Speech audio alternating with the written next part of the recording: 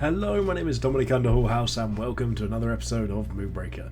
In today's episode we're going to be trying out a new list that I've just been sort of putting together. I haven't actually tried anything about it whatsoever, but I wanted to make really good use of some of the new units and see what they could really do in a different setting. So I've called this one Big Finish because we've gone for a couple of big finishing units here, one of which being Reti Wrangler Ma, and the other of which being Captivator Zyania, who I've used before and I love. I think it's a fantastically fun unit. So I wanted to use these as sort of a way of finishing the game out and seeing what we can do. So Reti Wrangler Ma, you use 2 Cinder for Reti Launcher to put Retis onto units. I haven't used it myself, I haven't seen the ability work in practice. And then for 4 Cinder, deal 2 damage to all units in a line, but each unit takes plus 3 damage for each Reti it has. So really important to have additional Cinder generation. We could have gone for like Motivator Atsi, or could have gone for Astra as a captain, but hopefully by this point we're going to have enough Cinder just based on units alone. In terms of early game, I've gone for Rebuilder Texo as one of the picks. We played against it a couple of videos ago and it was really powerful, and I want to keep trying that out and seeing if that's something we can work with.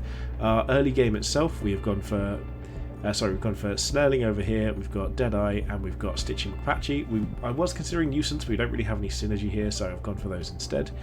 With follow-up, it's going to be either Antios Gauntlet, Aria, and Hit and Run. These are all our big damage hitters. With one last piece of tech is Crosshair.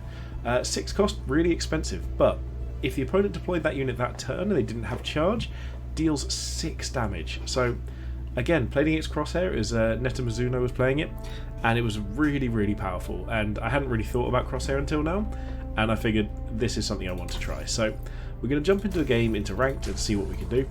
If you guys enjoy the content, please don't forget to like, comment, and most importantly subscribe. Subscribe would mean the most to me. You can also join us on Patreon in the description if you want to, but for now we found a game and we're going to see what we can do with this list. So the reason I chose Extilior is partly the shields and partly just because if someone wants to come towards us with the things that we're using to finish the game, we can basically play that counter-attack style. But the other side of things is that if we want to, we can use him as a tool to help remove units a bit quicker than sometimes we might be able to with others. So he potentially deals 5 damage a turn. It's a lot of damage, and that might help us just swing the early game while we wait for that late game to come through. I am also going to be looking at seeing if there's any turns where we can skip playing a unit and stay ahead to get to our big units a little bit quicker. So we've come against Lineaudian, I think that would be Lineaudian, who is a level 4 Zuna player. So fairly new account.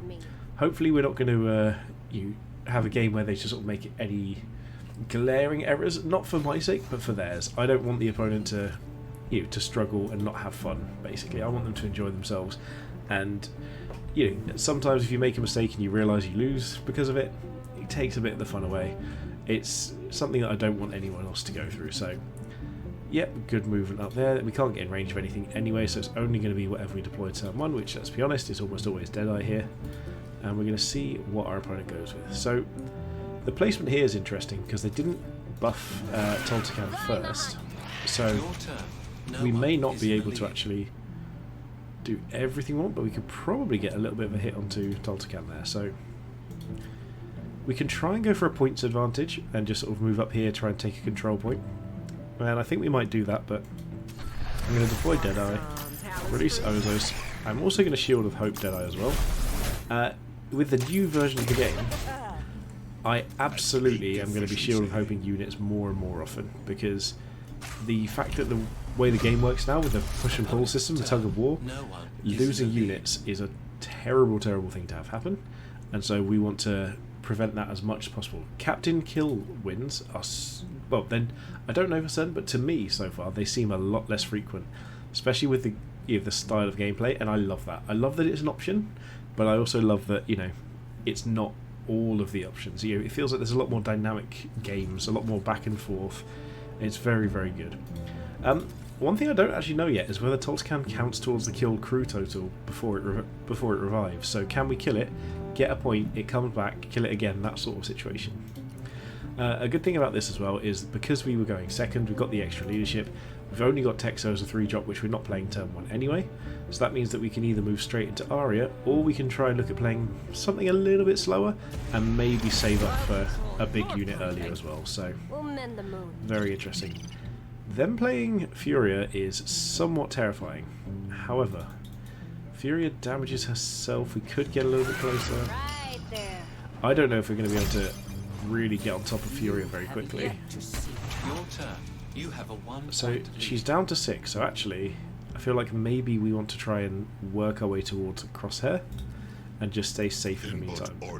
This is going to stay held by us.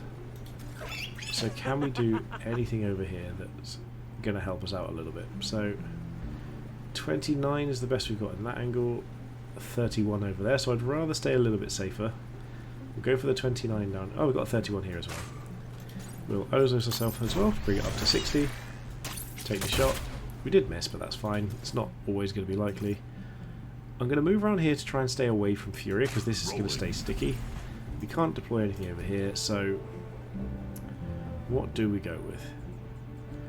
I actually don't think anything here is particularly impactful. We could Aria here and just try and chip away some damage, but given that we missed that, it's not that great. Do you know what? The fact they can't actually reach all the way over, I am going to Aria here, and we're going to use Stillness and just poke here. So it's not ideal. It's not quite what we'd be hoping for, but it puts us on 2 objectives and starts taking out one of their units. Furia, on the other hand, is going to be a problem eventually, but she's not a problem yet. She can one-shot one of our units, but only if she hits.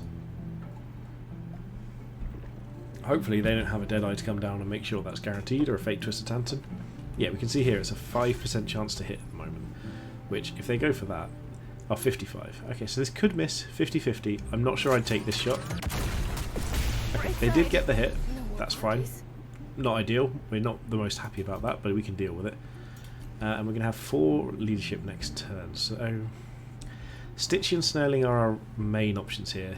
I do think we may be a little too heavy, especially with this being healed. It's quite funny. So this can now move up here if it doesn't go too far. I mean, if we get 2 free points out of this, that's also fine. We can just move up and start trying to annoy over here. Okay, they did take that point away from us. That is the right choice in my opinion. I don't think we can quite get in range to spin and damage them. If we could, we would do, but they're going to heal a bunch of health now anyway. So I think realistically it's actually more important that we start moving up here. Play something, you know, mediocre, and then try and work our way towards dealing with Furia. So my plan is actually going to be to move over here. Try and just touch this objective slightly. There we go. We're going to hit up here, which at that point it was very likely we were going to. We're going to play Snarling, probably just over here. We're going to release Ozos onto Snarling to stop his moving any further. Your commands. And then we're just going to move forwards and try and pressure them a little bit. We'll Shield of Hope ourselves here. There's nothing really else we need to protect. And we're going to save our leadership for future turns, because we're already holding over here. We could potentially come in with a hit and run and deal with this as well next turn. So we've got a lot of options here. So we've got hit and run, we've got Crosshair, multiple different things that we're going to be able to play next turn. Or we could just go for, how much Cinder we're going to have? 1, 2, 3, 4. So we can't really go for the Reti Wranglamar quite yet, because it's going to be too much Cinder. Also, in fact, we're going to be 1 leadership short. I forgot this is 8 as well. But we are going to be able to captivate a Zyanya if they play, say, a bunch of melee units. I mean, with this here, if we can just stop Furia dealing damage to things, we could be alright. So what's the play here? So it's a Tipu. Okay, so basically we just choose which one of these we want to snare forever, and unsurprisingly it's going to be Tipu. We can bring Stitchy down here to heal if we don't spend our Cinder on something bigger. I think my plan is probably going to be to hit and run up here, steal that point away, and then probably play down Stitchy as well, because I think we've got 7, I think that's right. So if we can do that, that would work really well. And just Stitchy things over here, keep that locked up forever, split the damage between the two so that the healing can't always build 1 up, and maybe even just run here and start going for damage. Okay, Stitchy's going to go for that heal. The good thing about that is we can still deal with that. So, also though, we could just deal with... Are we in range to melee? No one is in the lead. We can't quite get melee there, so we can get 3 damage. 4, 5, 6. I mean, we could just kill Tipu here. But I actually think if we can snare Tipu, it doesn't even matter. So I'm going to spin here. Suppression in progress. Funny enough, the hit doesn't do much, so we could just... I mean, we can hit and run. It doesn't do anything. Hit and run and Stitchy actually helps. So does hit and run have charge? It does, doesn't it? Yeah. So if we place hit and run around here, hit and run's going to come and kill Stitchy. We're going to smack their unit with ours. We're going to play our own Stitchy. Give him a little slap. Finish that off. We'll protect Stitchy. You have a clear point. Over here, we're going to step away slightly from Tipu. Give it a little hit. And to be honest, Conclude your action. we probably just want to hit what's his name? Toltecan here, because this way they can't heal both of them. We do have more movement over here, so we're just going to move this way. Bring it towards the fight.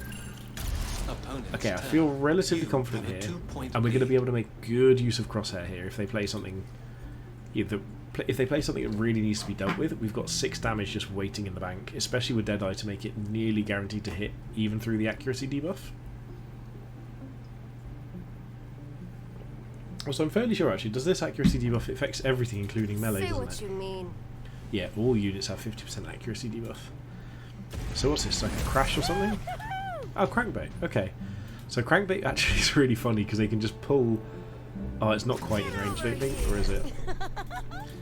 Yeah, they didn't quite position that right. They were trying to pull their Tipu into having range on this. And now, given where that can move, we can actually just defend with Snarling again. We're going to be able to basically churn out points from these objectives and also deal with things in different ways, basically because we've got big things coming. So I think the likelihood is that we probably win next turn, depending on what our opponent does. Noxie's interesting. So they're going to take this point. Like, there's not really much we can do about that. But we can inconvenience them as much as possible and just try and score back here and stay safe in that respect. Take care of the crew. This actually would have been a really good Xianya turn. This would have been absolutely fantastic. Okay, so we've got 2 points. We need one more to win. You have a 4-point lead. What's our accuracy looking like here? So we can get here for 80. Pop it here to make it 100. And we're just going to pop Crosshair down just here. And this one here, so we didn't get to our big units, but we had, like, next turn we would have been able to take huge amounts of control with Xianya. We could snare all of these at once. For now, we just take the shot, get the 100% crit, and absolutely melt that last unit. Our opponent didn't really get a chance to contest the objectives there, so I think that worked really well. I'm not sure that Extilior was the right pick. It was fine in this situation. We didn't need to play Texo, but I had a lot of fun with this. So I'd love to hear what you guys think should be done with this list, or if you've got something that you do differently. You know, I'd really like to hear, or even if you try it out and have any success with it or any failures, please let me know. I'd love to hear anything from it whatsoever. If you've enjoyed it, please don't forget to like, comment, subscribe, join on Patreon, all of those lovely things. Subscriptions mean the most to me. It's the one I'm pushing for absolutely as much as possible at the moment, and if you can do that, I'd be really grateful. But for now, thank you so much for watching, and most importantly, is to have a good day.